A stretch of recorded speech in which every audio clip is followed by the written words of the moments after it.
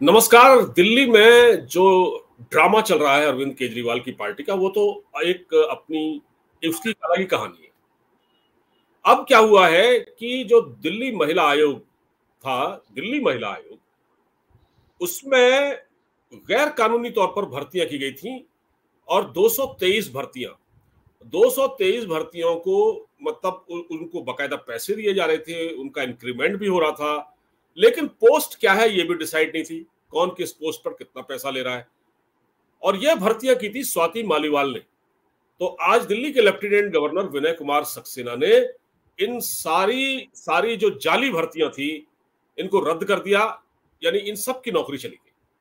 और इस मुद्दे पर बातचीत करने के लिए मेरे साथ मौजूद है एक्स रॉ ऑफिसर एन.के. सूद साहब। सूद साहब, सबसे पहले आपका स्वागत है। नमस्कार जी, बहुत बहुत शुक्रिया पांडे जी।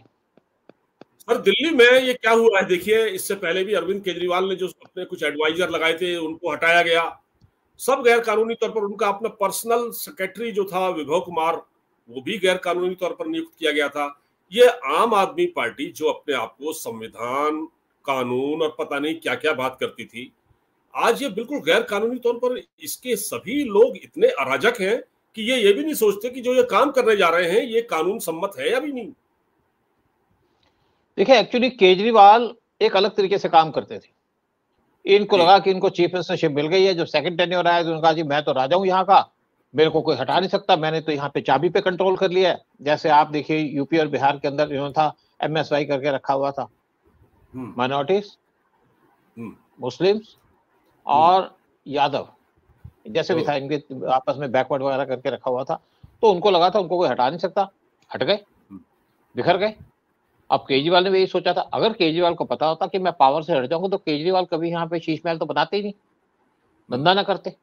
देखिए क्या है, केजरीवाल ने इस टाइप की करप्शन शुरू कर दी, ओपन करप्शन शुरू कर दी, इसीलिए उनका बैंड बच गया। जैसे आप शराब घोटाला कर दिया। शराब घोटाले में क्या था, आपने वहां से आपको इनकम होती है, इनकम स्टेट में जाती है, आपने क्या कर दिया, वहां पे कमीशन बढ़ा दी, लोगों को पैसे ज्यादा दे दिए, किसके बलबूते पे, स्टेट के उस पे, स्टेट को लॉस करना शुरू कर दिया। तो घोटाला इस टाइप का करने का मतलब है कि आपको पकड़ा तो जाना ही था लेकिन शायद केजरीवाल चीजें भूल गए कि गवर्नमेंट नौकरी कैसे होती है। देखिए, गवर्नमेंट के अंदर कहीं भी रिक्रूटमेंट होती है, चाहे टेम्परेरी हो, उसके लिए आपके प्रोसीजर फॉलो करना पड़ता है। जैसे वैभव कुमार के बाद में बात करते हैं, वैभव कुमार को अगर नौकरी देनी थी तो उसकी पुलिस वेरिफिकेशन होनी चाहिए थी, पुलिस वेरिफिकेशन कराई नहीं, उसको नौकरी दे दी और इनका धंधा चल रहा था यहाँ पे, क्योंकि ये सेंटर के ऊपर कुछ ना कुछ लगाते रहते थे इशू, और साथ में जो LG है उनको भी टांग के रखते थे। तो लोगों का इस पे ध्यान नहीं गया, लेकिन अब इन चीजों पे ध्यान गया जब इनकी करप्शन सामने आई है। देखिए, जैसे स्वाति मालीवाल ये USA में चली गई थी और बहुत शोर मच गया था कि चड्डा साहब तो लंदन भाग गए, स्वाति मालीवाल US के अंदर भाग गई। लेकिन स्वाति मालीवाल को लगा कि मेरे खिलाफ तो कोई चार्ज नहीं है और मेरे खिलाफ कोई बात नहीं हो रही, तो मैं वापस आ जाऊं। और वो एक कहावत है ना, सिर मुंडाते ही ओले पड़े। वापस आई, आते ही उनके खिलाफ चार्ज आ गया कि उन्होंने गलत तरीके से वुमेन्स कमीशन के अंदर भर्ती कर ली है। और देखिए, भर्ती करने का मतलब ये नहीं कि आपके पास पूरी पावर आ गई, आप यहाँ रख के राजा हो गए। आप एक सर्वेंट हैं, आप देश की सेवा करने आए या स्टेट की सेवा करने आए। आप किसी को पिक एंड चूज नहीं कर सकते। चलो आपने टेम्पररी सर्विस के लिए 2 लोग लगा लिए, 4 लगा लिए। इवन अभी तो बहुत से घोटाले वापस आने हैं, जैसे केजरीवाल ने 300 लोगों को एडवाइजर रख लिया था, क्या एडवाइस कर रहे थे उस पर, और बहुत से लोगों ने ये भी दावा कर दिया कि उनको उनसे पैसे लेकर उनको अपॉइंटमेंट कर दी। लेकिन दिक्कत होती है कि जब लोग इनके खिलाफ चार्जेस लगाएंगे तो उनके खिलाफ भी चार्ज लग जाते हैं कि तुमने पैसे क्यों दिए, करप्शन के चार्ज उन पर भी लग जाते हैं। तो अभी लेकिन बहुत सी चीजें बाहर आएंगी, जैसे होम गार्ड्स पे, होम गार्ड्स के ऊपर भी इन्होंने यही किया था। होम गार्ड्स के ऊपर इन्होंने यहाँ पे नौकरियां दे दी, 10,000 की सैलरी दे दी, और कोविड के टाइम पे उनको अपॉइंट कर दिया, और किसी के घर के बाहर बैठे रहते थे। मेरे घर के पड़ोस में भी एक बैठा हुआ था जहाँ मेरा ऑफिस है। तो मैंने उससे पूछा कि आपको चाय देता था मैं उसको, मैंने कहा आपको कैसे अपॉइंटमेंट, कहता सर पैसे देके। क्या करें, नौकरी चाहिए।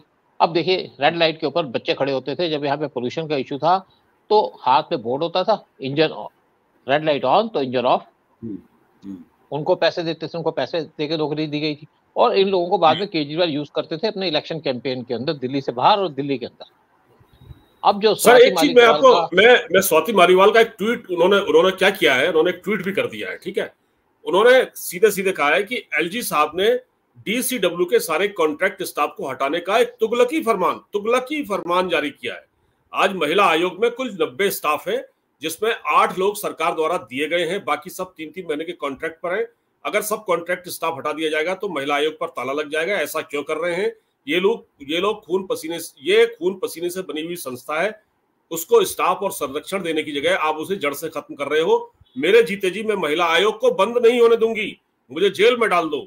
बताइए सर, ये यहाँ पर देखिए, जो हाँ देखिए ऐसा है, ये कहती है मैंने 90 लोग को अपॉइंट किया है, यहाँ पे 90 लोग हैं, लेकिन एलजी ने 223 लोगों को यहाँ पे डिसमिस किया है, 243 को डिसमिस किया है। तो ये झूठ बोल रही है। पहली बात, एलजी ने जब डिसमिस किया तो उनके पास तो पूरी फिगर है। और दूसरी बात है कि इन्होंने कोई खून पसीने से नहीं सींचा इसको, इन्होंने लोगों के खून से पसींचा है, लोगों का खून लिया इन्होंने, लोगों का खून चूसा है। और आप देखिए बहुत जल्दी यहाँ पे चीजें बाहर आएंगी कि यहाँ पे पैसा लेके अपॉइंटमेंट की गई। आप कैसे किसी की अपॉइंटमेंट कर सकते हैं? अगर आपको गवर्नमेंट में अपॉइंटमेंट करनी है तो आपको वहां पे प्रोसीजर फॉलो करना पड़ता है। जैसे मैंने कहा कई बार तो पुलिस वेरिफिकेशन नहीं की गई, और इसी तरीके से केजरीवाल ने अपने एडवाइजर भर्ती कर लिए थे बगैर किसी एडवर्टाइजमेंट के, मतलब अपने रिश्तेदारों के जान पहचान किया, पैसा लेके किसी को भर्ती कर लिया और उनको वहां पे पैसे मिल रहे हैं, गवर्नमेंट से पैसे जा रहे हैं, गवर्नमेंट के चक्कर से पेमेंट जा रही है। यही काम लालू यादव किया करते थे, रेलवे के अंदर भर्ती किया करते थे। इवन उनका जो साला है साधु यादव, उनकी रिकमेंडेशन आ जाती थी।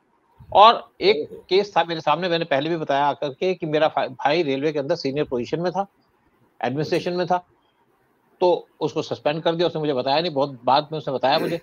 और क्यों सस्पेंड कर दिया? ये एक फाइल के ऊपर एक रिकमेंडेशन आई थी साधु यादव की तरफ से, और वो फाइल बाई चांस मिस हो गई, मिली नहीं। क्योंकि जो दूसरे डिपार्टमेंट होते हैं वहां पे हर एक फाइल की फाइलिंग तो होती नहीं, यानी कि उसकी रिकॉर्ड तो रखा नहीं जाता किसने आई कहाँ भेजी, और सस्पेंड हो गए। बाद में फाइल ट्रेस हो गई तो वापस आ गए, और वो फाइल थी किसी को जॉब देने की। अब लालू यादव क्या करते थे, रेलवे में अपॉइंटमेंट कराते थे किसी की जमीन लेकर के, और इसी तरीके यहाँ से भी बहुत से काम हुए होंगे, पैसे लेकर के अपॉइंटमेंट करा दी, क्योंकि अब पता तो चल गया कि यहाँ पे कोई शरीफ आदमी तो है नहीं आम आदमी पार्टी के अंदर, और उसके बाद उनको यहाँ पे रख लिया। आपकी पावर नहीं है, आप अपनी पावर कैसे मिस कर सकते हो, कैसे मिसयूज कर सकते हो? आप कहते हो कि मैंने 90 लोग हैं यहाँ पे, आपके पास यहाँ पे 40 लोगों की कैपेसिटी है, आप 90 कैसे अपॉइंट कर सकते हो? फिर एलजी ने कहा 223 लोग अपॉइंटेड थे। तो ये जो सारा का सारा एनोमली है, ये पकड़ी जाएगी जरूर। स्वाति मालीवाल कहती हैं कि मैं अपने जेल चली जाऊंगी, जेल तो तुमको जाना ही पड़ेगा।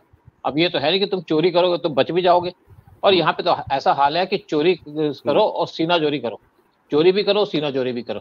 और ये जो लोग जेल जाते हैं वो ऐसे आते हैं कि जैसे बड़ा बहादुरी का काम करके आए, मतलब करप्शन इनकी राइट है, करप्शन कर सकते हैं जो मर्जी करें, इनको कोई पूछे ना, पूछोगे तो धमकी दे देंगे, और यहाँ पे कहोगे तुगलकी फरमान।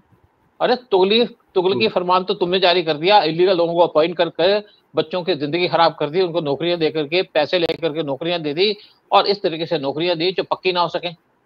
एश्योरेंस कुछ देते हो, काम कुछ करते हो, और अगर इनमें से कुछ बच्चे सामने आ गए बताने को तो ये जेल जाएंगी, बहुत जल्दी जेल जाएंगी। बिल्कुल, इसमें इस बात की जांच होनी चाहिए कि एक कर्मचारी को जो अपॉइंट करके इन्होंने कितनी रिश्वत ली, इसमें रिश्वतखोरी किस हद तक हुई है, इसके लिए भी एक जांच आयोग बैठना चाहिए और पता लगाया जाना चाहिए कि इसमें स्वाति मालीवाल ने कितने पैसे लिए। बिल्कुल बात है। देखिए बगैर पैसे क्यों देगी किसी को नौकरी, कौन है?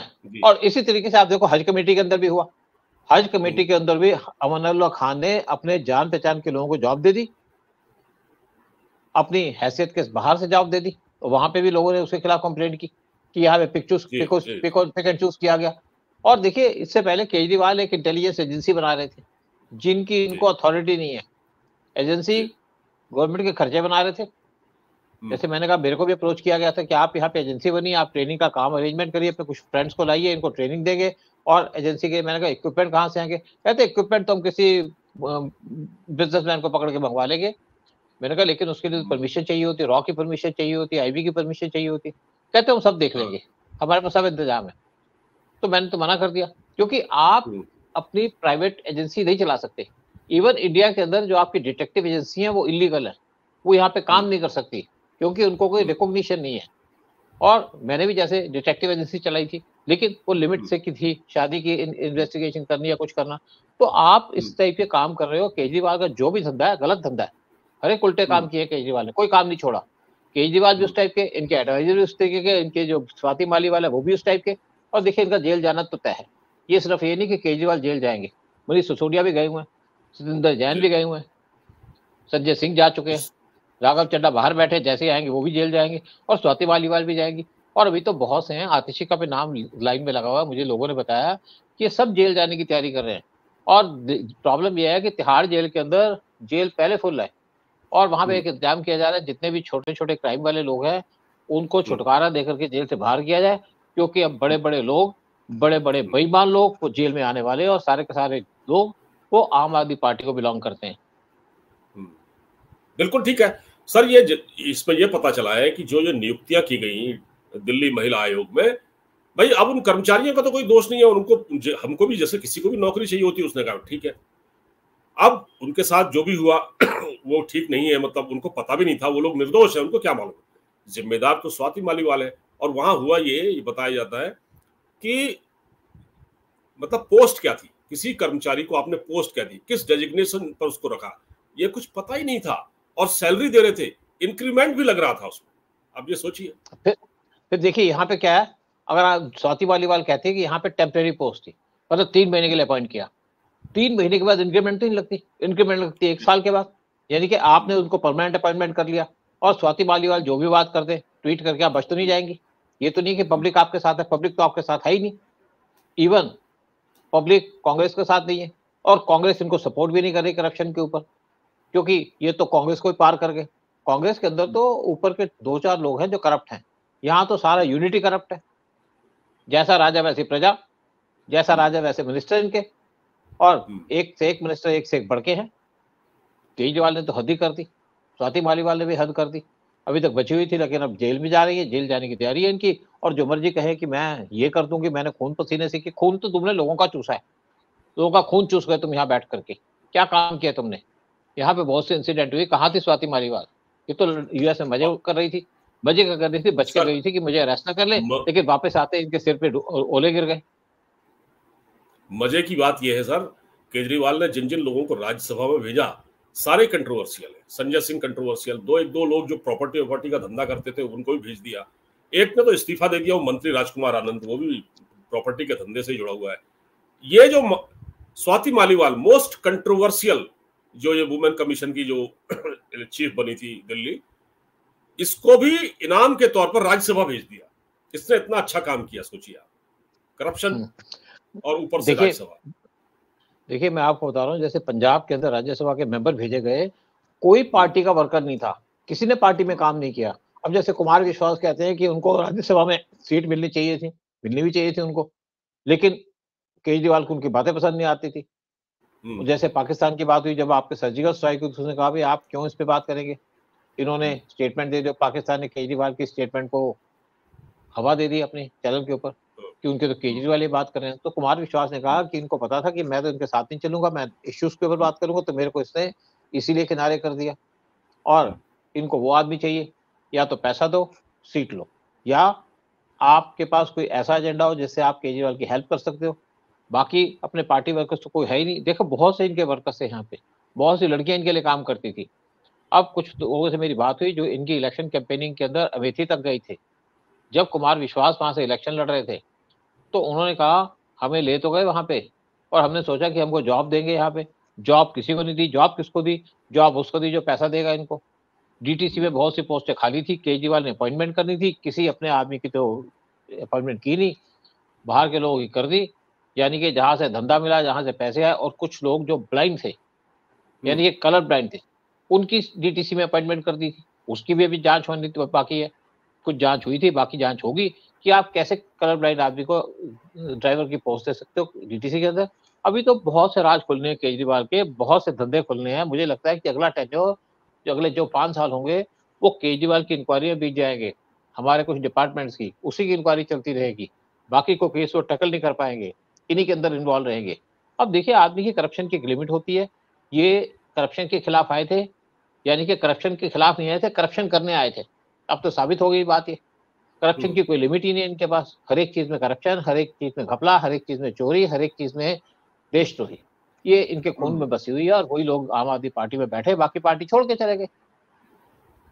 एक चीज और है सर, दिल्ली में जब मुख्यमंत्री शीला दीक्षित थी, उस वक्त भी अटल बिहारी वाजपेयी भी पीएम हुआ करते थे। कभी मैंने ये नहीं देखा कि किसी तरह का लेफ्टिनेंट गवर्नर के साथ कोई टकराव हो रहा हो शीला दीक्षित का।